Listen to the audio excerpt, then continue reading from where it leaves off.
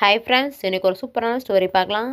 ஒரு ஊரில் ஒரு பெரிய ஆலமரம் இருந்துச்சு. அந்த ஆலமரத்தில் 2 சிட்டுக்குருவி வந்துட்டு வாழ்ந்துட்டு வந்துச்சு. அதில் சிட்டுக்குருவி வந்துட்டு ரொம்ப சோகமாகவே எப்போவுமே சோகமாகவே இருக்கும்.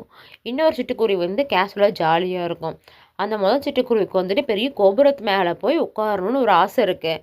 ஆனால் அந்த சிட்டுக்குருவிக்கு வந்துட்டு எப்போவுமே நம்மளால முடியாது, எனக்கு வந்துட்டு பெரிய ரெக்கைகள் இல்லை, என்னால் முடியாது முடியாதுன்னு யோசிச்சுக்கிட்டு ரொம்ப ஓவர் திங்கிங் பண்ணிக்கிட்டே இருக்கும். அப்போ வந்துட்டு இன்னொரு சிட்டுக்குருவி கேஷுவலாக இருக்கும் எப்போவுமே.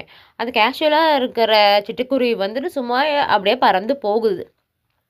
பறந்து போயிட்டு இருக்கும்போது அது கொஞ்சம் தூரம் தான் பறக்க முடியுது மேலே.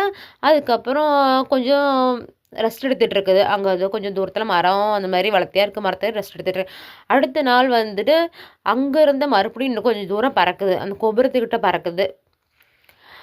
அப்படி பறந்து போய் அந்த கோபுரத்தில் பாதியில் போய் உட்காருது. அதுக்கப்புறம் மேலே போக முடியல. ஏன்னா அந்த அளவுக்கு தான் அதுக்கு வந்துட்டு ஸ்ட்ரென்த் இருக்குது. இருந்தாலுமே அது வந்துட்டு பின்வாங்காமல் பரவாயில்ல நாளைக்கு போவோம் அப்படின்னு சொல்லிட்டு அங்கேயே ரெஸ்ட் எடுக்குது.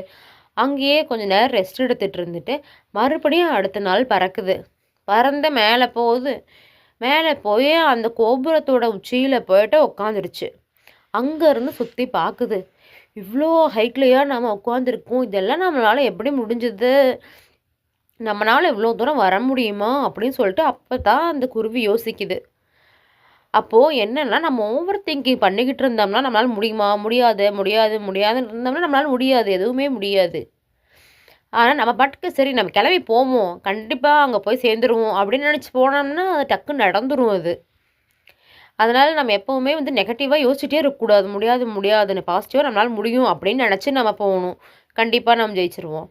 அதே மாதிரி அந்த குருவி யோசிச்சுட்டு இருந்துச்சு பார்த்தீங்களா, அது அந்த ஆலமரத்துலேயே உட்காந்துருந்து யோசிச்சு அதை விட ஒரு பட்டு போன மரத்தில் வந்து உட்காந்து ரொம்ப சோகமாக யோசிச்சுட்டு இருக்குது. இந்த குருவி இங்கேயே தான் இருக்குது.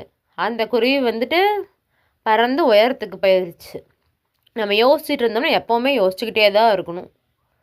அதனால இந்த பறவை மாதிரி நம்ம நம்பிக்கையோடு இருக்கணும். தேங்க்யூ.